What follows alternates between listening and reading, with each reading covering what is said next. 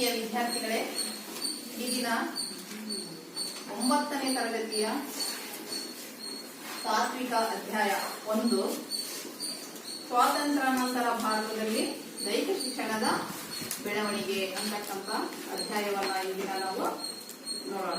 ಅಧ್ಯಾಯ 1 ಸ್ವಾತಂತ್ರ್ಯಾನಂತರ ಅಧ್ಯಾಯ 1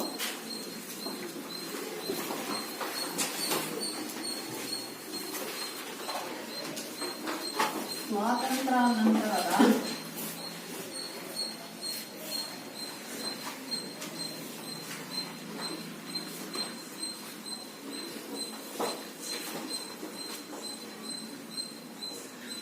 ಭಾರತದಲ್ಲಿ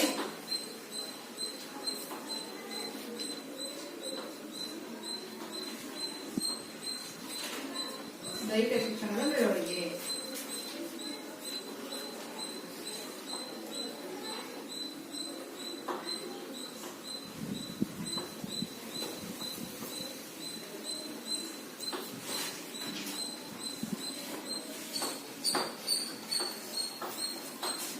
ಸ್ವಾತಂತ್ರ್ಯ ಬರೋದಕ್ಕಿಂತ ಮುಂಚಿತವಾಗಿ ಅಂದ್ರೆ ಸ್ವಾತಂತ್ರ್ಯ ಪೂರ್ವದಲ್ಲಿ ನಮ್ಮ ದೇಶವನ್ನ ಯಾರು ಆಳ್ತಾ ಇದ್ರು? ನಮ್ಮ ದೇಶವನ್ನ ಬ್ರಿಟಿಷರು ಆಳ್ತಾ ಇದ್ರು. ನಂತರ ಸ್ವಾತಂತ್ರ್ಯ ಬಂದ ಮೇಲೆ ಭಾರತೀಯರ ಒಂದು ದೈಹಿಕ ಶಿಕ್ಷಣದಲ್ಲಿ ಅನೇಕ ಬದಲಾವಣೆಗಳನ್ನ ನಾವು ಕಾಣಬಹುದು. ಸ್ವಾತಂತ್ರ್ಯ ಪೂರ್ವದಲ್ಲಿ ಬ್ರಿಟಿಷರು ಆಳುವಾಗ ಅಂತಂದ್ರೆ ಮೊದಲನೇದಾಗಿ ಅವ್ರಿಗಿಂತ ಮುಂಚಿತವಾಗಿ ನಮ್ಮ ದೇಶದಲ್ಲಿ ಏನಿತ್ತು? ಗುರುಕುಲಗಳು ಅಂದ್ರೆ ರಾಜಕೀಯರು, ರಾಜವಂಶಸ್ಥರು ಆಳ್ತಾ ಇದ್ರು. ಅಂತಹ ಒಂದು ಸಂದರ್ಭದಲ್ಲಿ ಏನಾಯ್ತು ಅಂತಂದ್ರೆ ಅಲ್ಲಲ್ಲೇ ಈ ರೀತಿಯಾಗಿರ್ತಕ್ಕಂಥ ಶಾಲೆಗಳು ಇರ್ತಾ ಇರ್ಲಿಲ್ಲ. ಆಗ ಏನಿರ್ತಿದ್ವು? ಫಸ್ಟ್ ಗುರುಕುಲಗಳು ಅಂತ ಇರ್ತಾ ಇದ್ವು. ಆ ಒಂದು ಗುರುಕುಲಗಳಲ್ಲಿ ಏನ್ ಮಾಡ್ತಾ ಇದ್ರು? ಪಾಠಗಳನ್ನ ಹೇಳ್ಕೊಡ್ತಾ ಇದ್ರು. ಗುರುಗಳು ಪಾಠವನ್ನ ಮಕ್ಕಳು ಕಲಿತಾ ಇದ್ರು. ನಂತರ ಈ ಒಂದು ಸ್ವಾತಂತ್ರ್ಯ ಪೂರ್ವದಲ್ಲಿ ಅಂತಂದ್ರೆ ಬ್ರಿಟಿಷರು ಆಳ್ತಕ್ಕಂತ ಒಂದು ಸಂದರ್ಭದಲ್ಲಿ ಈಗ ನಾವು ಏನಾಯ್ತು ಅಂತಂದ್ರೆ ಮೊದಲನೇದಾಗಿ ಸ್ವಾತಂತ್ರ್ಯ ನಂತರ ಭಾರತದಲ್ಲಿ ದೈಹಿಕ ಶಿಕ್ಷಣದ ಬೆಳವಣಿಗೆ ಯಾವ ರೀತಿ ಆಯ್ತು ಅಂತಕ್ಕಂಥದ್ದು. ಪೂರ್ವದಲ್ಲಿ ಅಂತಂದ್ರೆ ಈ ಬ್ರಿಟಿಷರು ಮೊದಲನೇದಾಗಿ ಭಾರತದಲ್ಲಿ ಬಂದಂತಹ ಲಾರ್ಡ್ ಮೆಕಾಲೆ ಅಂತಕ್ಕಂಥವ್ರು. ಲಾರ್ಡ್ ಮೆಕಾಲೆ ಅಂತಕ್ಕಂಥವರು ಬ್ರಿಟಿಷರು ಅವರು ನಮ್ಮ ದೇಶಕ್ಕೆ ಒಂದು ದೈಹಿಕ ಶಿಕ್ಷಣದ ಧೋರಣೆಯನ್ನ ಅವರು ತರ್ತಾರೆ. ದೈಹಿಕ ಶಿಕ್ಷಣದ ಧೋರಣೆಯನ್ನ ಅವರು ತರ್ತಾರೆ. ಆ ಒಂದು ದೈಹಿಕ ಶಿಕ್ಷಣದ ಧೋರಣೆಯ ಪರಿಣಾಮವಾಗಿ ಯಾರು? ಮೆಕಾಲೆ ಅಂತಕ್ಕಂಥವರು, ಲಾರ್ಡ್ ಮೆಕಾಲೆ ಅಂತಕ್ಕಂಥವರು ಸ್ವಾತಂತ್ರ್ಯ ಪೂರ್ವದಲ್ಲಿ ಅಂದ್ರೆ ಬ್ರಿಟಿಷರು ಸ್ವಾತಂತ್ರ್ಯ ಪೂರ್ವದಲ್ಲಿ ಬಂದಿರ್ತಕ್ಕಂಥ ಬ್ರಿಟಿಷರಾಗಿರ್ತಕ್ಕಂಥ ಲಾರ್ಡ್ ಮೆಕಾಲೆ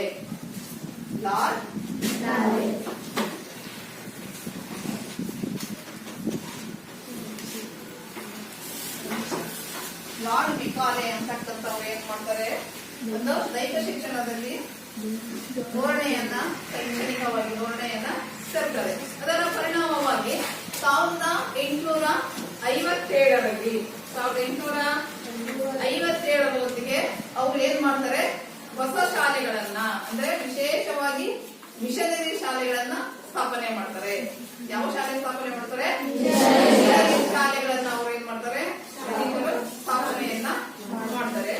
ಅದರ ಒಂದು ಪರಿಣಾಮವಾಗಿ ಭಾರತೀಯರ ಮೂಲ ಕ್ರೀಡೆಗಳಾಗಿರ್ತಕ್ಕಂಥ ಒಂದು ದೈಹಿಕ ಶಿಕ್ಷಣದಲ್ಲಿ ಬರ್ತಕ್ಕಂಥ ದೈಹಿಕ ಚಟುವಟಿಕೆಗಳಾಗಿರ್ತಕ್ಕಂಥ ಮೂಲ ಕ್ರೀಡೆಗಳು ನಮ್ಮ ಒಂದು ಭಾರತದಲ್ಲಿ ಅವು ನಶಿಸಿ ಹೋಗ್ತವೆ. ಅವರು ತಂದಿರ್ತಕ್ಕಂಥ ಒಂದು ಮಿಷನರಿ ಶಾಲೆಗಳಿಂದ ಪ್ರಾರಂಭ ಮಾಡಿದ್ದಕ್ಕೆ ನಮ್ಮ ಭಾರತದಲ್ಲಿ ಇರ್ತಕ್ಕಂಥ ಒಂದು ಕ್ರೀಡೆಗಳು ಚಟುವಟಿಕೆಗಳು ಏನಾಗ್ತವೆ? ನಾಶ ಹೋಗ್ತವೆ, ಅವನತಿಗೆ ಹೋಗ್ತವೆ ಅಂತಕ್ಕಂಥದ್ದು. ನೆಕ್ಸ್ಟ್ ಸ್ವಾತಂತ್ರ್ಯ ನಂತರ 1948ರಲ್ಲಿ ಕೇಂದ್ರ ಸರ್ಕಾರ ಏನ್ ಮಾಡುತ್ತೆ?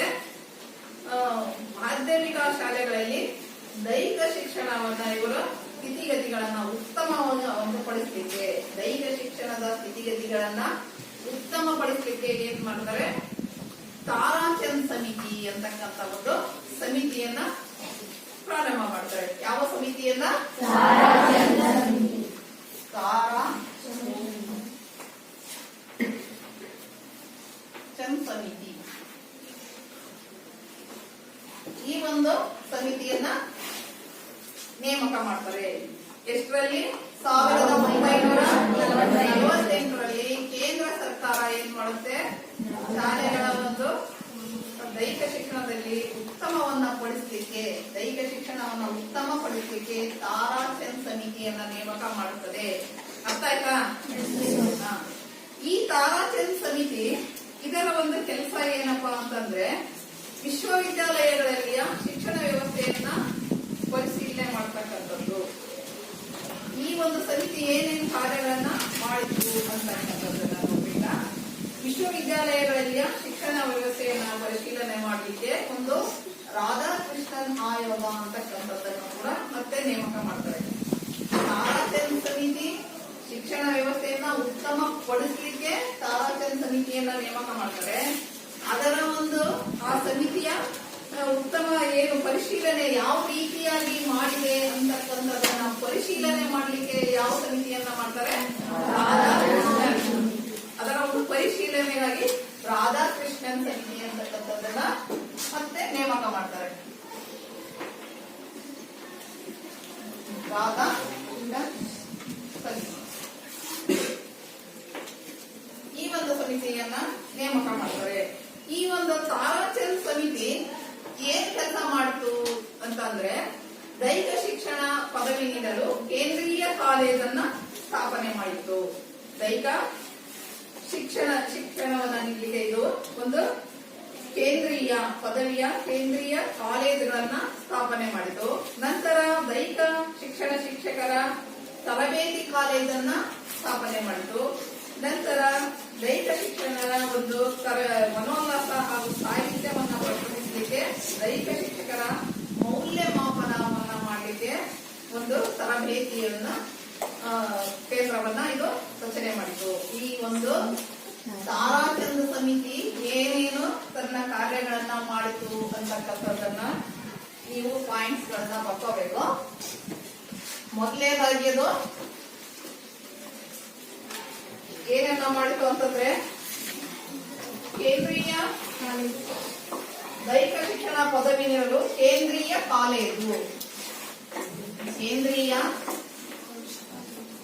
ಕಾಲೇಜನ್ನ ಸ್ಥಾಪನೆ ಮಾಡಿದೆ. ಕೇಂದ್ರೀಯ ಕಾಲೇಜನ್ನ ಸ್ಥಾಪನೆ ಮಾಡುತ್ತೆ. ನೆಕ್ಸ್ಟ್ ಶಿಕ್ಷಕರ ಒಂದು ತರಬೇತಿ ಕಾಲೇಜು. ಶಿಕ್ಷಕರಿಗೆ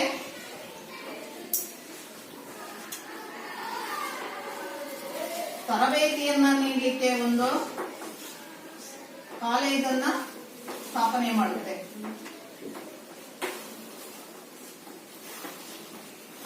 ನೆಕ್ಸ್ಟ್ ದೈಹಿಕ ಶಿಕ್ಷಣ ಪರೀಕ್ಷೆಗಳಿಗೆ ಒಂದು ಮೌಲ್ಯಮಾಪನವನ್ನ ಮಾಡಲಿಕ್ಕೆ ಒಂದು ತರಬೇತಿ ಕೇಂದ್ರವನ್ನ ಮಾಡುತ್ತೆ.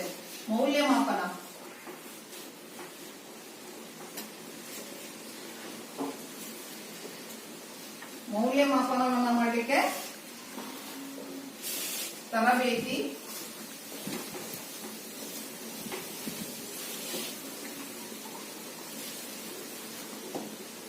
ಕೊಡ್ಲಿಕ್ಕೆ ಒಂದು ಹಾಗೂ ಮನೋಲ್ಲಾಸ ಮತ್ತು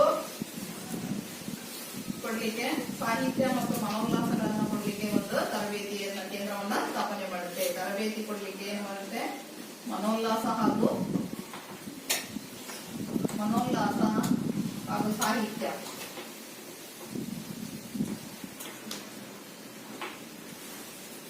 ಇವರ ಒಂದು ಸಂಸ್ಥೆಗಳನ್ನ ಕೇಂದ್ರವನ್ನ ಇದು ಸ್ಥಾಪನೆ ಮಾಡುತ್ತೆ. ಯಾವುದು? ತಾರಾಚಂದ್ ಸಮಿತಿ. ತಾರಾಚಂದ್ ಸಮಿತಿ ಏನೇನು ಕೆಲಸ ಕಾರ್ಯಗಳನ್ನ ಮಾಡಿತು ಅನ್ನೋದಕ್ಕೆ ತಾರಾಚಂದ್ ಸಮಿತಿ.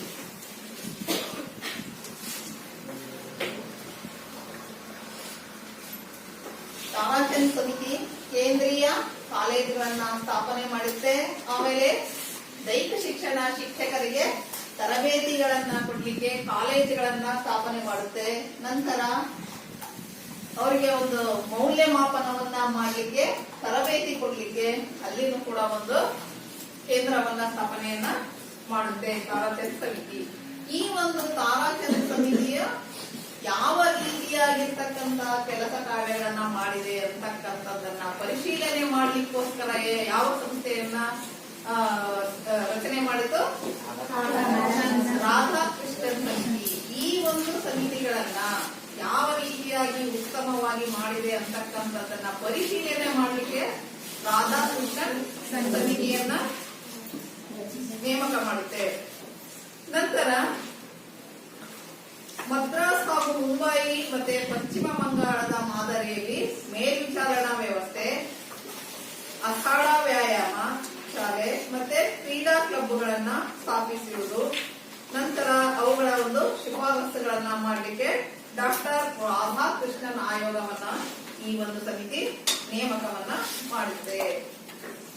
ನಂತರ 1954ರಲ್ಲಿ ಕೇಂದ್ರ ಸರ್ಕಾರ central advisory board for physical education and recreation ಎಂಬ ಸಮಿತಿಯನ್ನ ನೇಮಕ ಮಾಡುತ್ತದೆ. 1954ರಲ್ಲಿ ಮತ್ತೆ ಯಾವ ಒಂದು ಸಮಿತಿಯನ್ನ ನೇಮಕ ಮಾಡಿತು ಅಂತಂದ್ರೆ central advisory board for physical education ಅಂತಕ್ಕಂಥ ಮತ್ತೆ ಅಂಡ್ ರಿಕ್ರಿಯೇಷನ್ ಅಂತಕ್ಕಂಥ ಒಂದು ಸಂಸ್ಥೆಯನ್ನ ನೇಮಕವನ್ನ ಮಾಡುತ್ತೆ. ನಂತರ 1956ರಲ್ಲಿ national plan for physical education and recreation ಎಂಬ ವರದಿಯನ್ನ ಶಾಲಾ ದೈಹಿಕ ಶಿಕ್ಷಣ ಅಭ್ಯಾಸ ಕ್ರಮದಲ್ಲಿ ಒಂದು ಸಮಿತಿಯನ್ನ ನೇಮಕ ಮಾಡ್ತಾರೆ. ಅದರ ನಂತರ 1957ರಲ್ಲಿ ಕೇಂದ್ರ ಸರ್ಕಾರ ಮಧ್ಯಪ್ರದೇಶದ ಗ್ವಾಲಿಯರ್ನಲ್ಲಿ ಡಾಕ್ಟರ್ PM ಜೋಸೆಫ್ ಅವರ ನೇತೃತ್ವದಲ್ಲಿ ಏನನ್ನ ಮಾಡುತ್ತದೆ? 3 ವರ್ಷದ ಸ್ನಾತಕ ಪದವಿ ದೈಹಿಕ ಶಿಕ್ಷಣ ಶಿಕ್ಷಕರ ತರಬೇತಿಗಾಗಿ ಲಕ್ಷ್ಮೀಬಾಯಿ ರಾಷ್ಟ್ರೀಯ ದೈಹಿಕ ಶಿಕ್ಷಣ ಮಹಾವಿದ್ಯಾಲಯವನ್ನ ಇದು ಸ್ಥಾಪನೆ ಮಾಡುತ್ತದೆ. 1957ರಲ್ಲಿ ಕೇಂದ್ರ ಸರ್ಕಾರ ಮಧ್ಯಪ್ರದೇಶದಲ್ಲಿ ಗ್ವಾಲಿಯರ್ ಅಂತಕ್ಕಂಥಲ್ಲಿ ಡಾಕ್ಟರ್ PM ಜೋಸೆಫ್ ಇವರ ನೇತೃತ್ವದಲ್ಲಿ ಏನ್ ಮಾಡುತ್ತೆ? 3 ವರ್ಷದ ಒಂದು ಸ್ನಾತಕ ಪದವಿಯ ದೈಹಿಕ ಶಿಕ್ಷಣ ಶಿಕ್ಷಕರಿಗೆ ತರಬೇತಿಗಾಗಿ ಏನ್ ಮಾಡ್ತಾರೆ? ಲಕ್ಷ್ಮೀಬಾಯಿ ರಾಷ್ಟ್ರೀಯ ದೈಹಿಕ ಶಿಕ್ಷಣ ವಿದ್ಯಾಲಯವನ್ನ ಸ್ಥಾಪನೆ ಮಾಡುತ್ತದೆ. ನಂತರ ಈ ಮಧ್ಯದಲ್ಲಿ central advisory board for physical education and recreation national physical ಅಂತಕ್ಕಂಥ ಒಂದು ದೈಹಿಕ ಅರ್ಹತಾ ಪರೀಕ್ಷೆಯ ಯೋಜನೆಯನ್ನ ಸಿದ್ಧಪಡಿಸುತ್ತದೆ. ಅದು 1959 ಮತ್ತು 60ರಲ್ಲಿ ಕಾರ್ಯರೂಪಕ್ಕೆ ಬರುತ್ತದೆ. 1959 ಮತ್ತು 60ರಲ್ಲಿ ಈ ಮಧ್ಯಪ್ರದೇಶದಲ್ಲಿ ಮಾಡ್ತಕ್ಕಂಥ ಸೆಂಟ್ರಲ್ ಅಡ್ವೈಸರಿ ಅಂತಕ್ಕಂಥದ್ದು ಒಂದು ಕಾರ್ಯರೂಪಕ್ಕೆ ಬರುತ್ತದೆ. ನೆಕ್ಸ್ಟ್ ಸ್ವಾತಂತ್ರ್ಯ ನಂತರ ದೇಶದಲ್ಲಿ ಇನ್ನೊಂದು ಸಮಸ್ಯೆ ಉಂಟಾಗುತ್ತೆ, ನಿರಾಶ್ರಿತರ ಸಮಸ್ಯೆ ಅಂತಕ್ಕಂಥದ್ದು. ಸ್ವಾತಂತ್ರ್ಯ ನಂತರ ಪ್ರದೇಶದಲ್ಲಿ ಏನಾಗುತ್ತೆ? ನಿರಾಶ್ರಿತರ ಒಂದು ಸಮಸ್ಯೆ ಉಂಟಾಗುತ್ತದೆ. ಅದು ಅಶಿಸ್ತು ಮತ್ತು ಸಂಸ್ಕೃತಿಯ ಕೊರತೆಯನ್ನು ನೀಗಿಸಲಿಕ್ಕೆ ಆ ಒಂದು ಸಂದರ್ಭದಲ್ಲಿ ನಿವೃತ್ತ ಮೇಜರ್ ಜನರಲ್ GK ಭೋಸಲೆ ಅಂತಕ್ಕಂಥವನ್ನ ನೇಮಕ ಮಾಡ್ತಾರೆ. ಅವರು ಡ್ರಿಲ್ ಅಂಡ್ ಮಾರ್ಚಿಂಗ್ ಅಂದ್ರೆ ಮಾರ್ಚ್ ಪಾಸ್ಟ್ ಮಾಡ್ತಿರಲ್ಲ, ಅದು ಡ್ರಿಲ್ ಅಂಡ್ ಮಾರ್ಚಿಂಗ್ ಅಂತಕ್ಕಂಥ ಸ್ವಾಭಿನಯ ಗೀತೆ ಮತ್ತು ಆಟೋಟಗಳನ್ನೊಳಗೊಂಡಿರ್ತಕ್ಕಂಥ ಕಾರ್ಯಕ್ರಮಗಳನ್ನ ಪಂಡಿತ್ ಜವಾಹರ್ಲಾಲ್ ನೆಹರು, ಆಗಿನ ಒಂದು ಪ್ರಧಾನಿಯಾಗಿರ್ತಕ್ಕಂಥ ಪಂಡಿತ ಜವಾಹರ್ಲಾಲ್ ನೆಹರು ಅವರು ಈ ಒಂದು ಯುವಕರಿಗೆ ಒಂದು ಡ್ರಿಲ್ ಅಂಡ್ ಮಾರ್ಚಿಂಗ್ ಅಂತಕ್ಕಂಥ ಒಂದು ಕಾರ್ಯವನ್ನ ನಿಭಾಯಿಸಲಿಕ್ಕೆ ಆ ಒಂದು ಸಂಸ್ಥೆಯನ್ನ ಮಾಡ್ತಾರೆ. 1957ರಿಂದ NDS ಅಂತಕ್ಕಂಥ ಒಂದು ಸ್ಕೀಮ್ ಪ್ರಚಲಿತ ಆಗುತ್ತೆ. ಅದು ರಾಷ್ಟ್ರದ ಎಲ್ಲಾ ಶಾಲೆಗಳಲ್ಲಿ ಕಡ್ಡಾಯವಾದ ದೈಹಿಕ ಶಿಕ್ಷಣವನ್ನ ಪರ್ಯಾಯ ಪಠ್ಯಕ್ರಮವಾಗಿ ಈ ಒಂದು ಕಾರ್ಯಕ್ರಮವನ್ನ ಚಾಲ್ತಿಗೆ ತರುತ್ತದೆ. ರಾಷ್ಟ್ರದ ಎಲ್ಲಾ ಶಾಲೆಗಳಲ್ಲಿ ಕೂಡ ದೈಹಿಕ ಶಿಕ್ಷಣ ಕಡ್ಡಾಯವಾಗಿ ಒಂದು ಪಠ್ಯಕ್ರಮದಲ್ಲಿ ಬರಬೇಕು ಅಂತಕ್ಕಂಥದ್ದು 1965ರಲ್ಲಿ ಅದು ಒಂದು ಚಾಲನೆಯನ್ನ ಕೊಡುತ್ತೆ. 1957ರಿಂದ 1965ರವರೆಗೆ ಇದು ಚಾಲನೆಯಲ್ಲಿರುತ್ತೆ. 1957ರಿಂದ 1965ರವರೆಗೆ ಈ ಒಂದು ಸಮಿತಿ ಚಾಲನೆಯಲ್ಲಿರುತ್ತೆ. ನೆಕ್ಸ್ಟ್ 1957ರಲ್ಲಿ ಎನ್ಸಿಸಿ ಅಂತಕ್ಕಂಥ ಒಂದು ಅಂದ್ರೆ ಎನ್ಸಿಸಿ ಮತ್ತೆ ಸ್ಕೌಟ್ ಅಂಡ್ ಗೈಡ್ ಗೊತ್ತಾ ನಿಮಗೆ? Scout and guide, scout boy guides, ಆ ಒಂದು ಸಂಸ್ಥೆಯನ್ನು ಕೂಡ ಈ ಒಂದು ಚಟುವಟಿಕೆಗಳಲ್ಲಿ ಅಂದ್ರೆ ದೈಹಿಕ ಶಿಕ್ಷಣದಲ್ಲಿ ಸೇರ್ಪಡೆಯನ್ನ ಮಾಡಲಾಯಿತು. ಶಿಕ್ಷಣ ಕ್ರಮದಲ್ಲಿ ಗೊಂದಲಮಯ ಉಂಟಾಗಲಿಕ್ಕೆ ಈ ಒಂದು 1959ರಲ್ಲಿ ಏನ್ ಮಾಡ್ತಾರೆ, ಶ್ರೀ ಹೃದಯನಾಥ ಕುಂಜರು ಸಮಿತಿಯನ್ನ ನೇಮಕ ಮಾಡ್ತಾರೆ. ಅಲ್ಲಿ ಹಾಕಿದೀನಿ, ಹೆಸರಾಯ್ತಿಲ್ಲ ಅಲ್ಲಿ. ಎಂತ ಸಮಿತಿ ಅದು? ಶ್ರೀ ಹೃದಯನಾಥ ಕುಂಜರು ಸಮಿತಿಯನ್ನ ನೇಮಕ ಮಾಡ್ತಾರೆ. ಗೊಂದಲಗಳನ್ನ ಸರಿಪಡಿಸಲಿಕ್ಕೆ ಇದರಲ್ಲಿ ಬರ್ತಕ್ಕಂತ ದೈಹಿಕ ಶಿಕ್ಷಣದಲ್ಲಿ ಬರ್ತಕ್ಕಂತ ಗೊಂದಲಗಳನ್ನ ಸರಿಪಡಿಸಲಿಕ್ಕೆ ಯಾವ ಸಮಿತಿಯನ್ನ ನೇಮಕ ಮಾಡ್ತಾರೆ? ಕುಂಜರು ಸಮಿತಿಯನ್ನ ನೇಮಕವನ್ನ ಮಾಡಲಾಗುತ್ತದೆ. ಈ ಸಮಿತಿ 1963ರಲ್ಲಿ ವರದಿಯನ್ನ ಸಲ್ಲಿಸುತ್ತದೆ. ಏನು ಈ ಸಮಿತಿಯ ಶಿಫಾರಸ್ಸಿನ ಮೇರೆಗೆ ಪಠ್ಯಕ್ರಮವನ್ನ ರೂಪಿಸಲಾಯಿತು. ಮೊದಲು ಪಠ್ಯಕ್ರಮ ನಿಮಗೆ ಫಸ್ಟ್ ಎಲ್ಲ ಪಠ್ಯಕ್ರಮ ಇರಲಿಲ್ಲ. ದೈಹಿಕ ಶಿಕ್ಷಣ ಅಂತಂದ್ರೆ ನಾವು ಆಟವನ್ನು ಆಡಿಸ್ಕೊಂಡು ಬಂದು ಕುಂದಿಸ್ಬಿಟ್ರೆ ನಿಮಗೆ ಮುಗಿದೋಗಿತ್ತು. ಆದ್ರೆ ಈಗೇನಾಗಿದೆ, ಅದಕ್ಕೆ ಒಂದು ಪಠ್ಯಕ್ರಮ ಅಂತಕ್ಕಂಥದ್ದು ಇದೇ ರೀತಿಯಾಗಿ ನಾವೇನಲ್ಲಿ ನಿಮಗೆ ಪ್ರಾಕ್ಟಿಕಲ್ ಆಗಿ ಏನ್ ಮಾಡ್ತೇವೆ ಅದನ್ನ ನಿಮಗೆ ಥಿಯರಿಯಲ್ಲಿ ಕೂಡ ಹೇಳಲಿಕ್ಕೆ ಪಠ್ಯಕ್ರಮ ಇದೆ. ಹೌದಾ? ಮುಗಿಸಿದೆ ಇಲ್ಲ? ಅದೇ ರೀತಿಯಾಗಿ ನಿಮಗೆ ಒಂದು ಪಠ್ಯಕ್ರಮವನ್ನ ಮಾಡಬೇಕು ಅಂತ ಹೇಳಿ ಇವರು ಪುನಃ ರೂಪಿಸ್ಮೇಲೆ ಮಾಡ್ತಾರೆ. ನೆಕ್ಸ್ಟ್ ಈ ಪಠ್ಯಕ್ರಮವನ್ನ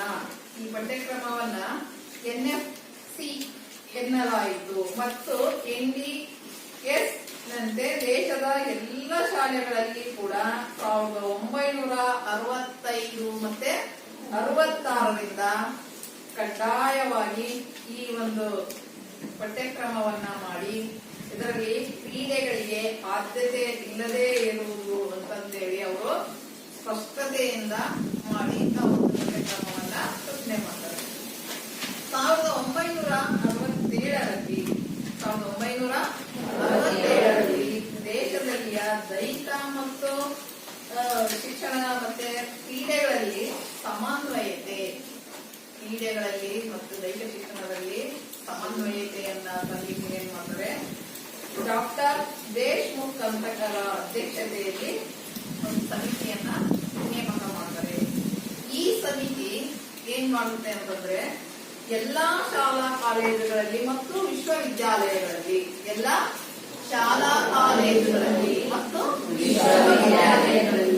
ದೈಹಿಕ ಶಿಕ್ಷಣಕ್ಕೆ ಆದ್ಯತೆಯನ್ನ ಕೊಟ್ಟು ಯೋಗ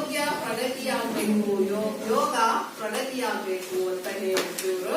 ಒಂದು ಯೋಗಾಸನ ಮತ್ತು ಪ್ರಾಣಾಯಾಮ. ನಿಮಗೆ ಮೊನ್ನೆ ಯೋಗ ಡೇ ಇತ್ತು, ಹೌದಾ? ನಿಮಗೆ ಯೋಗಾಸನವನ್ನ ಮಾಡ್ತಿರ್ಲಿಲ್ಲ? ಯೋಗ ಮತ್ತೆ ಪ್ರಾಣಾಯಾಮಗಳನ್ನ ಸಮಾವೇಶ ಮಾಡಬೇಕು ಅಂತಕ್ಕಂಥದ್ದನ್ನ ಇವರು ಶಿಫಾರಸು ಮಾಡ್ತಾರೆ. ಎಲ್ಲಾ ಶಾಲೆ ಮತ್ತು ಕಾಲೇಜುಗಳಲ್ಲಿ ಕೂಡ ವಿಶ್ವವಿದ್ಯಾಲಯಗಳಲ್ಲಿ ಕೂಡ ಏನ್ ಮಾಡ್ತಾರೆ, ದೈಹಿಕ ಶಿಕ್ಷಣಕ್ಕೆ ಆದ್ಯತೆಯನ್ನ ಕೊಟ್ಟು ಅವರು ಯೋಗ ಮತ್ತು ಪ್ರಾಣಾಯಾಮಗಳನ್ನ ಸಮಾವೇಶಗಳನ್ನ ಇವರು ಮಾಡಬೇಕು ಅಂತಕ್ಕಂಥದ್ದನ್ನ ಒಂದು ಶಿಫಾರಸು ಮಾಡಿದ್ರು. 1992ರಲ್ಲಿ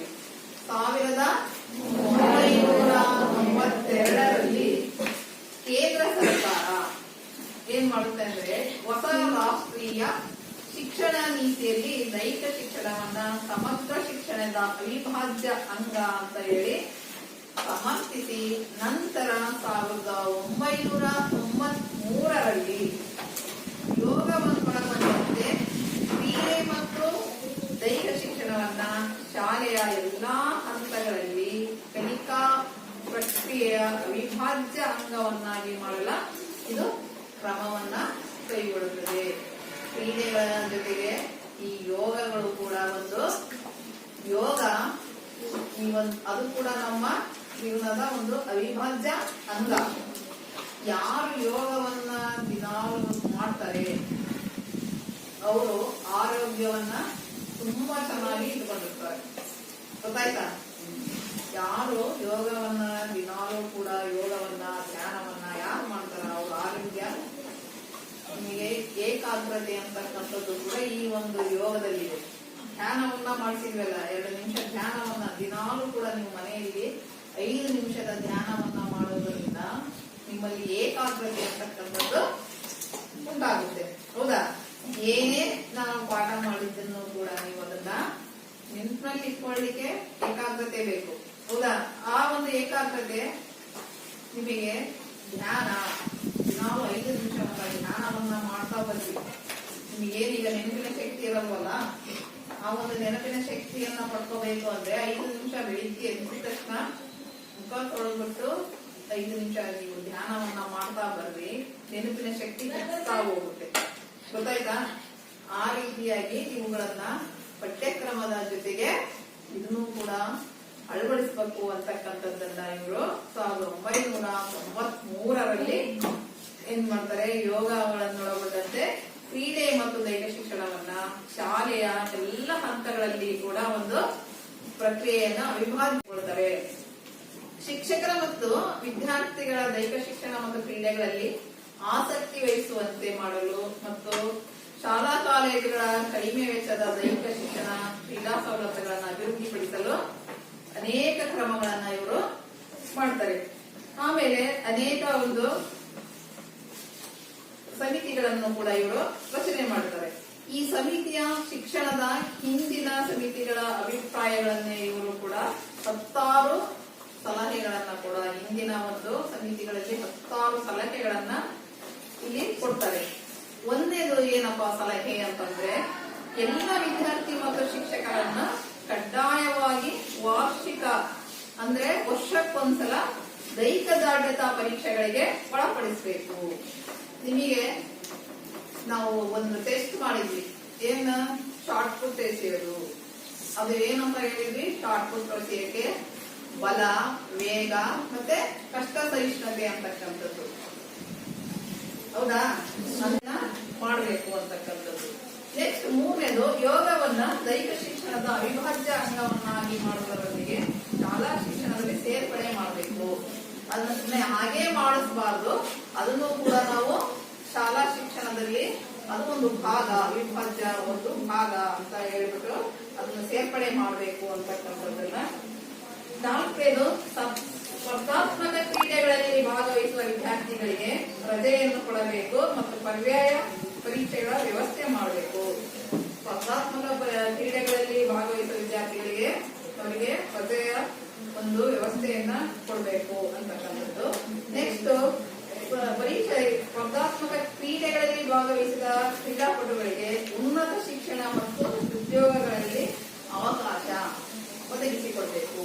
ನೀವು ಒಂದು ಉತ್ತಮವಾಗಿರ್ತಕ್ಕಂಥ ಕ್ರೀಡಾಪಟುಗಳಾಗಿ ನ್ಯಾಷನಲ್, ಇಂಟರ್ನ್ಯಾಷನಲ್, ಗೊತ್ತಾಯ್ತಾ, ಈ ರೀತಿಯಾಗಿರ್ತಕ್ಕಂಥ ಒಬ್ಬ ಕ್ರೀಡಾಪಟು ಆಗಿದ್ರೆ ಅವರಿಗೆ ಒಂದು ಉದ್ಯೋಗ ಅವಕಾಶವನ್ನು ಕೂಡ ಕಲ್ಪಿಸಿ ಕೊಡಬೇಕು ಅಂತಕ್ಕಂಥದ್ದನ್ನ ಇವರು ಹೇಳ್ತಾರೆ. ಈಗ ಎಷ್ಟೋ ವಿದ್ಯಾರ್ಥಿಗಳು ನ್ಯಾಷನಲ್, ಇಂಟರ್ನ್ಯಾಷನಲ್ ಆಡಿ ಬಂದು ಅವರು ಒಳ್ಳೆ ವಿದ್ಯಾಭ್ಯಾಸವನ್ನ ಮಾಡಿರ್ತಕ್ಕಂಥವರು ಪೊಲೀಸ್ ಡಿಪಾರ್ಟ್ಮೆಂಟ್ ಹೇಳಿದ್ರ, ಪೊಲೀಸ್ ಡಿಪಾರ್ಟ್ಮೆಂಟ್ ಅದರಲ್ಲಿ ನೀವು ಕ್ರೀಡೆಗಳಲ್ಲಿ ಚೆನ್ನಾಗಿ ಯಾರು ಭಾಗವಹಿಸಿ ಯಾರು ಉತ್ತಮವಾಗಿರ್ತಕ್ಕಂಥ ಮಟ್ಟದಲ್ಲಿ ಹೋಗಿರ್ತಾರ ಅವರು ಬೇಗನೆ ಒಂದು ಪೊಲೀಸ್ ಇದರಲ್ಲಿ ಇಲಾಖೆ ಒಳಗೆ ಸೆಲೆಕ್ಷನ್ ಆಗ್ತಾರೆ. ಗೊತ್ತಾಯ್ತಾ? ಅರಣ್ಯ ಇಲಾಖೆ, ಪೊಲೀಸ್ ಇಲಾಖೆ, ರೈಲ್ವೆ ಡಿಪಾರ್ಟ್ಮೆಂಟ್, ಪ್ರತಿಯೊಂದು ಇದರಲ್ಲಿ ಕೂಡ ನಿಮಗೆ ಇಲ್ಲಿ ಒಂದು 5% ಇದಿರುತ್ತೆ ಕ್ರೀಡೆಗಳಲ್ಲಿ. ಹಾಗಾಗಿ ಅದರಲ್ಲಿಯೂ ಕೂಡ ಈ ಪೊಲೀಸ್ ಡಿಪಾರ್ಟ್ಮೆಂಟ್ ನಲ್ಲಿ ಯಾರು ಅತ್ಯುತ್ತಮವಾಗಿ ನೀವು ಒಂದು ಸಾಧನೆಯನ್ನ ಮಾಡಿರ್ತಾರೆ ಅಂತವರು ಬೇಗನೆ ಅವರಿಗೆ ಉದ್ಯೋಗ. ನೋಡಿ, ಕ್ರೀಡೆಗಳಲ್ಲಿ ಹೆಚ್ಚಿನ ಒಂದು ಉನ್ನತ ಮಟ್ಟದಲ್ಲಿ ಇರ್ತಕ್ಕಂಥವ್ರು ಮಾತ್ರ ಪೊಲೀಸ್ ಡಿಪಾರ್ಟ್ಮೆಂಟ್ ಅಲ್ಲಿಗೆ ಇರ್ತಾರೆ. ಅವರಿಗೂ ಕೂಡ ಎಲ್ಲಾ ಕ್ರೀಡೆಗಳನ್ನ ಏರ್ಪಡಿಸಿ ಅವರಿಗೂ ಕೂಡ ದೈಹಿಕದಾಢ್ಯತೆಯನ್ನ ಒಂದು ಪರೀಕ್ಷೆಯನ್ನ ಮಾಡಿ ಅದರಲ್ಲಿ ಪಾಸ್ ಆದರೂ ಮಾತ್ರ ಅವ್ರು ಸೆಲೆಕ್ಷನ್ ಆಗ್ತಾರೆ. ಹಂಗೆ ಸುಮ್ಮನೆ ತಗೊಳಲ್ಲ ಪೊಲೀಸು ಅವ್ರನ್ನೆಲ್ಲ, ಹೌದಾ? ಈ ಸಮಿತಿಯವರು 1ನೇ ತರಗತಿಯಿಂದ 12ನೇ ತರಗತಿಯವರೆಗೆ ದೈಹಿಕ ಶಿಕ್ಷಣದ ಪಠ್ಯಪುಸ್ತಕವನ್ನು ರೂಪಿಸಿ ಎಲ್ಲಾ ರಾಜ್ಯಗಳಲ್ಲಿ ಅಳವಡಿಸಿಕೊಳ್ಳಲಿಕ್ಕೆ ಇವರು ಶಿಫಾರಸನ್ನ ಮಾಡಿದ್ರು. 1ನೇ ತರಗತಿಯಿಂದ 12ನೇ ತರಗತಿಯವರೆಗೆ ದೈಹಿಕ ಶಿಕ್ಷಣದ ಒಂದು ಪಠ್ಯ ವಸ್ತುವನ್ನ ರೂಪಿಸಿ ಎಲ್ಲಾ ರಾಜ್ಯಗಳಲ್ಲಿ ಅಳವಡಿಸಿಕೊಳ್ಳಲಿಕ್ಕೆ ಒಂದು ಶಿಫಾರಸನ್ನ ಮಾಡಿದರು. ನೆಕ್ಸ್ಟ್ 2001 ಮತ್ತು 2002ರಲ್ಲಿ ಕೆಪಿ ಸಿಂಗ್ ಸಮಿತಿ ಶಿಫಾರಸುಗಳು ಕರ್ನಾಟಕ ರಾಜ್ಯದಲ್ಲಿನ ಆಗಿನ ಸ್ಥಿತಿಗತಿಗಳನ್ನ ಕೂಲಂಕುಷವಾಗಿ ಪರಾಮರ್ಶಿಸಕ್ಕೆ ಕರ್ನಾಟಕ ಸರ್ಕಾರದ ಸಾರ್ವಜನಿಕ ಶಿಕ್ಷಣ ಇಲಾಖೆ ಸಮಿತಿ ಏನ್ ಮಾಡುತ್ತೆ, ಕೆಪಿ ಸಿಂಗ್ ಸಮಿತಿಯ ಶಿಫಾರಸುಗಳನ್ನ ಕರ್ನಾಟಕದಲ್ಲಿ ಸಮಗ್ರವಾಗಿ ಅನುಷ್ಠಾನಕ್ಕೆ ತರಲಿಕ್ಕೆ ಪೂರ್ಣ ಪ್ರಮಾಣದ ಪ್ರಯತ್ನವನ್ನ ಮಾಡುತ್ತೆ. ಆಗ ಬಲವಾಗಿರ್ತಕ್ಕಂಥ ಒಂದು ಶಿಫಾರಸನ್ನು ಕೂಡ ಮಾಡುತ್ತೆ. ತರುವಾಯ 2003 ಮತ್ತು 2004ರಲ್ಲಿ ಕರ್ನಾಟಕ ರಾಜ್ಯ ಶಿಕ್ಷಣ ಕಾನೂನು ಮತ್ತು ಸಂಸದೀಯ ವ್ಯವಹಾರಗಳ ವಿಷಯ ಸಮಿತಿಯ ಒಂದು ಮಾನ್ಯ ಶ್ರೀ BS ಹೊರಟ್ಟಿಯವರ ಅಧ್ಯಕ್ಷತೆಯಲ್ಲಿ ಶ್ರೀ BT ಪೆಮ್ಮಯ್ಯ ಸಮಿತಿಯ ಶಿಫಾರಸುಗಳನ್ನು ಕೂಡ ಆಧಾರವಾಗಿಟ್ಟುಕೊಂಡು ದೈಹಿಕ ಶಿಕ್ಷಣವನ್ನ ಶಾಲಾ ಕಾಲೇಜುಗಳಲ್ಲಿ ಕಡ್ಡಾಯವಾಗಿ ವಿಷಯವನ್ನಾಗಿ ಬಲವಾದ ಒಂದು ಶಿಫಾರಸನ್ನು ಮಾಡಲಿಕ್ಕೆ ಮುಂದಾಗುತ್ತೆ. ಅದೇ ರೀತಿಯಾಗಿ 2011 ಜೂನ್ ತಿಂಗಳಿನ 20 ಮತ್ತು 22ರವರೆಗೆ ಶಾಲೆಗಳಲ್ಲಿ ಕ್ರೀಡೆ ಮತ್ತು ದೈಹಿಕ ಶಿಕ್ಷಣವನ್ನ ಉತ್ತೇಜನಗೊಳ್ಳಲಿಕ್ಕೆ ಒಂದು ಕ್ರಮವನ್ನ ಕೈಗೊಳ್ಳುತ್ತಾರೆ. ಸಿಮ್ಲಾದಲ್ಲಿ ಅಂತಾರಾಷ್ಟ್ರೀಯ ಕಾರ್ಯಾಗಾರವನ್ನ ಹಮ್ಮಿಕೊಳ್ಳಲಾಗುತ್ತದೆ. ಈ ಕಾರ್ಯಾಗಾರದಲ್ಲಿ ಪ್ರಾಥಮಿಕ, ಉನ್ನತ ಪ್ರಾಥಮಿಕ ಇರ್ತಕ್ಕಂಥ 6ರಿಂದ 8 ಮತ್ತೆ 9ರಿಂದ 10 ಪ್ರೌಢಶಾಲೆ, 11ರಿಂದ 12 ಹಂತಗಳಲ್ಲಿ ದೈಹಿಕ ಶಿಕ್ಷಣ ಪಠ್ಯಕ್ರಮವನ್ನ ಇಲ್ಲಿ ನೀಲಿ ನಕ್ಷೆಗಳನ್ನು ಕೊಡುವುದರೊಂದಿಗೆ ಎಲ್ಲ ತರಗತಿಗಳಿಗೆ ರಾಷ್ಟ್ರೀಯ ಮಟ್ಟದ ಪಠ್ಯಪುಸ್ತಕವನ್ನ ಸಿದ್ಧಪಡಿಸಿ ಶಿಫಾರಸನ್ನ ಮಾಡಲಾಗುತ್ತದೆ. ಈ ರೀತಿಯಾಗಿ ಈ ಒಂದು ಸ್ವಾತಂತ್ರ್ಯ ನಂತರದ ಭಾರತದಲ್ಲಿ ದೈಹಿಕ ಶಿಕ್ಷಣದ ಒಂದು ಬೆಳವಣಿಗೆಯನ್ನು ನಾವು ನೋಡಬಹುದು. ಮೊದಲನೇದಾಗಿ ಸ್ವಾತಂತ್ರ್ಯ ನಂತರದ ಪೂರ್ವದಲ್ಲಿ ಏನಾಗುತ್ತೆ, ಆ ಒಂದು ಮೆಕಾಲೆ ಅಂತಕ್ಕಂಥವರು ಬಂದ್ಬಿಟ್ಟು ಅವರ ಒಂದು ನಮ್ಮ ಶೈಕ್ಷಣಿಕ ಒಂದು ಪರಿಣಾಮವನ್ನ ಬೀರಿ ಮೊದಲನೇದಾಗಿ ಭಾರತೀಯ ಮೂಲದ ಕ್ರೀಡೆಗಳನ್ನ ಮತ್ತು ಚಟುವಟಿಕೆಗಳನ್ನ ಅವರು ಕ್ರಮೇಣ ಅದು ಕಡೆಗಣಿಸ್ತಾ ಬರ್ತಾ ಇರ್ತಾರೆ. ನಂತರ ಬರ್ತಕ್ಕಂಥ ಸ್ವಾತಂತ್ರ್ಯ ನಂತರದ 1948ರಲ್ಲಿ ಒಂದು ಸಮಿತಿಯನ್ನ ನೇಮಕವನ್ನ ಮಾಡಲಾಗುತ್ತದೆ. ಅದು ಯಾವ ಸಮಿತಿ? ತಾರಾಚಂದ್ ಸಮಿತಿ. ಆ ತಾರಾಚಂದ್ ಸಮಿತಿ ಅನೇಕ ಒಂದು ತಮ್ಮದೇ ಆಗಿರ್ತಕ್ಕಂಥ ಒಂದು ಶಿಫಾರಸುಗಳನ್ನ ಮಾಡ್ತಾ ಹೋಗುತ್ತದೆ.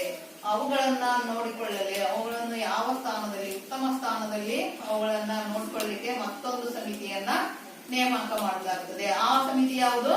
ರಾಧಾಕೃಷ್ಣನ್ ಸಮಿತಿ. ಈ ರೀತಿಯಾಗಿ ಇಲ್ಲಿಯವರೆಗೆ ಈ ಒಂದು ಸ್ವಾತಂತ್ರ್ಯ ನಂತರದ ಭಾರತದಲ್ಲಿ ದೈಹಿಕ ಶಿಕ್ಷಣದ ಬೆಳವಣಿಗೆ ಯಾವ ರೀತಿಯಾಗಿ ಆಗ್ತಾ ಬಂತು ಅಂತಕ್ಕಂಥದ್ದನ್ನ ನೀವು ನೋಡಿದ್ರಿ.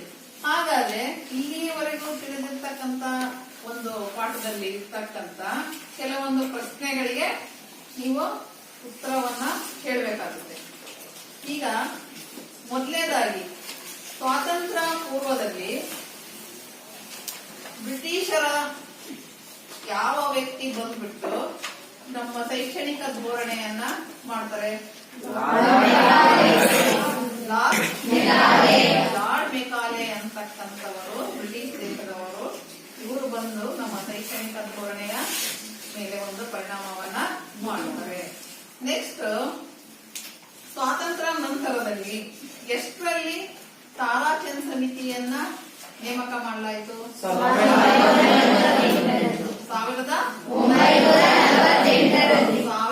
1948ರಲ್ಲಿ ತಾರಾಚಂದ್ ಸಮಿತಿಯನ್ನ ನೇಮಕ ಮಾಡಲಾಗುತ್ತದೆ. ಅದೇ ರೀತಿಯಾಗಿ ಆ ಒಂದು ಸಮಿತಿಯ ಒಂದು ಆಗು ಹೋಗುಗಳನ್ನ ನೋಡ್ಲಿಕ್ಕೆ ಇನ್ನೊಂದು ಸಮಿತಿಯನ್ನ ನೇಮಕ ಮಾಡ್ತಾರೆ. ಅದು ಯಾವ ಸಮಿತಿ? ರಾಧಾಕೃಷ್ಣ ಸಮಿತಿ. ನಂತರ ಸ್ವಾತಂತ್ರ್ಯ ನಂತರ ದೇಶದಲ್ಲಿ ಒಂದು ಸಮಸ್ಯೆ ಉಂಟಾಗುತ್ತೆ. ಯಾವ ಸಮಸ್ಯೆ ಉಂಟಾಗುತ್ತೆ? ಯಾವುದು? ನಿರಾಶ್ರಿತರ ಸಮಸ್ಯೆ ಉದ್ಭವ ಆಗುತ್ತೆ. ಹೀಗೆ ಎಲ್ಲವನ್ನೂ ಕೂಡ ನಾವು ಇಲ್ಲಿಯವರೆಗೂ ಕೂಡ ನಾವು ಏನ್ ಮಾಡ್ತಾ ಹೋದ್ವಿ, ಈ ಸ್ವಾತಂತ್ರ್ಯ ನಂತರದಲ್ಲಿ ಯಾವ ಯಾವ ಇವು ಬಂದ್ರು, ಯಾವ ಯಾವ ವಿದ್ಯಾಲಯಗಳನ್ನ ಸ್ಥಾಪನೆ ಮಾಡಿದ್ರು, ಯಾವ ಯಾವ ಸಮಿತಿಗಳನ್ನ ನೇಮಕ ಮಾಡಿದ್ರು, ಮತ್ತೆ ಆ ಸಮಿತಿಗಳಲ್ಲಿ ಆಗಿರ್ತಕ್ಕಂಥ ಲೋಪದೋಷಗಳನ್ನ ನಿರ್ವಹಣೆ ಮಾಡಲಿಕ್ಕೆ ಅದಕ್ಕೆ ಬೇಕಾಗಿರ್ತಕ್ಕಂಥ ಯಾವ ಸಮಿತಿಗಳು ಯಾವ ಶಿಫಾರಸುಗಳನ್ನ ಮಾಡಿದ್ರು ಅಂತಕ್ಕಂಥದ್ದನ್ನ ನಾವು ಇಲ್ಲಿವರೆಗೂ ಕೂಡ ನೋಡಿದ್ವಿ. ಈಗ ನಿಮಗೆ ಯಾರಿಗಾದ್ರೂ ಏನಾದ್ರೂ ಡೌಟ್ಸ್ ಇದ್ರೆ ಕೇಳ್ಬಹುದು. ಯಾವ ಸಮಿತಿ ಯಾವಾಗ ಸ್ಥಾಪನೆ ಮಾಡಿದ್ರು, ಏನು ಅದ್ರ ಬಗ್ಗೆ ಏನಾದ್ರು ಡೌಟ್ಸ್ ಇದೆಯಾ? ಏನಾದ್ರು ಡೌಟ್ಸ್ ಇದ್ರೆ ಕೇಳ್ರಿ. ಎಲ್ಲರಿಗೂ ಅರ್ಥ ಆಗೈತಾ? ಹಾಗಾದ್ರೆ ಇವತ್ತಿನ ಈ ಪಾಠವನ್ನ ಮುಗಿಸೋಣ.